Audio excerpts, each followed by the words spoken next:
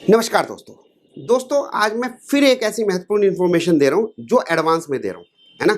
2021 का बजट आया था ना, तो एडवांस में आपको बताया था ना ये प्रॉब्लम आएंगी, इस तरह की आपकी दिक्कतें होंगी। ऐसे ही मैं आपको एक नई इन्फॉर्मेशन दे रहा हूँ। जब 2021 में बजट आया और 12A और 80G का जो रजिस्ट्रेशन था वो परमानेंट हुआ करता था उससे पहले, फिर गवर्नमेंट ने लॉ चेंज करा और उसे 5 ईयर्स में कन्वर्ट कर दिया। यानी कि आपको 5 ईयर्स के बाद 4.5 साल 6 महीने पहले वो एप्लीकेशन लगानी होती है, तो आपको रिन्यूअल की एप्लीकेशन लगानी है। अब इस रिन्यूअल की एप्लीकेशन के लिए आपको जो तैयारी करनी है उसके लिए अलर्ट है। आप ये मत सोचना कि जिनके पास परमानेंट रजिस्ट्रेशन था उन्होंने 2021 में रिन्यूअल कराया, क्योंकि नया प्रोविजन था तो गवर्नमेंट बहुत लिबरल थी और आपको वो रजिस्ट्रेशन 5 ईयर्स के लिए दे दिया। लेकिन दोस्तों, रिन्यूअल करते हुए आपने कभी भी जो सर्टिफिकेट आपको मिले होंगे उसकी टर्म एंड कंडीशन आपने कभी पढ़ी नहीं होगी, मुझे पूरा यकीन है। कुछ एक्सपीरियंस बेस भी होता है ना, तो मैं आपसे ये कहूंगा कि जिनके 2021 में अप्रूवल हुए थे और उनका या पुराना रजिस्ट्रेशन था उसे कन्वर्ट री रजिस्ट्रेशन हुआ था 5 ईयर्स के लिए, अब पीरियड आ रहा है 2026 का और 6 महीने पहले एप्लीकेशन लगानी है। तो सबसे पहला अलर्ट तो मेरा ये है कि अपना ध्यान रखना कि आपको रिन्यूअल 6 महीने पहले लगाना है, जब वो एक्सटेंड या खत्म हो रहा हो, 5 ईयर्स खत्म हो रहे हो। सबसे पहला इंपॉर्टेंट पॉइंट। दूसरा, आपको जितने साल का ये रजिस्ट्रेशन मिला है हर साल आपको टाइम पे इनकम टैक्स की रिटर्न ऑडिट रिपोर्ट सबमिट करनी कंपलसरी है। तीसरा, आपके पास जो लॉ है बने हुए हैं सारे प्रोविजन जो सेक्शन 11, 12, 13 के हैं वो प्रॉपर्ली इंप्लीमेंट होने चाहिए।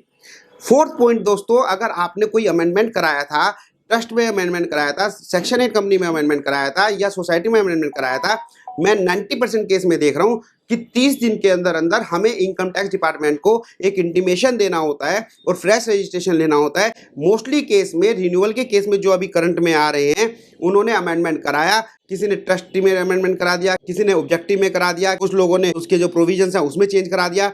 मैंने उनसे पूछा कि भाई 30 डेज के अंदर अंदर आपने इंटीमेशन दिया था, इनकम टैक्स से परमिशन ली थी? उन्होंने कहा नहीं सर, हमें तो पता ही नहीं था। मैं गारंटी से कह रहा हूं, अगर आपका ये अमेंडमेंट हुआ होगा और आपने इनकम टैक्स को नहीं इन्फॉर्म करा होगा तो रिन्यूअल में आपको 100% प्रॉब्लम आएगी। और खाली रिन्यूअल में प्रॉब्लम नहीं आएगी, इसकी वजह से आपको इनकम टैक्स में लायबिलिटी भी क्रिएट होगी जो आपने 5 साल में एक्टिविटी करी है। इसमें कुछ लो टेक्निकली ऐसा है, कुछ चेंजेस अगर होते हैं, चेंजेस को भी हम 3-4 कैटेगरी में बांटते हैं। एक ऐसे चेंजेस होते हैं जो बेसिक थे, एक ऐसे चेंजेस थे जो स्मूथ एक्टिविटी के लिए थे, एक ऐसे चेंजेस थे जो ऑब्जेक्टिव में चेंज थे, एक ये थे कि मेजर ऑब्जेक्टिव में चेंज थे, एक में थे माइनर ऑब्जेक्टिव में चेंज थे, एक में थे ट्रस्टी का एड्रेस चेंज हो गया। तो किस कंडीशन में हमें अमेंडमेंट कराना पड़ता है, किस कंडीशन में हमें इंटीमेशन देनी पड़ती है, इस चीज़ की नॉलेज आपको होनी चाहिए।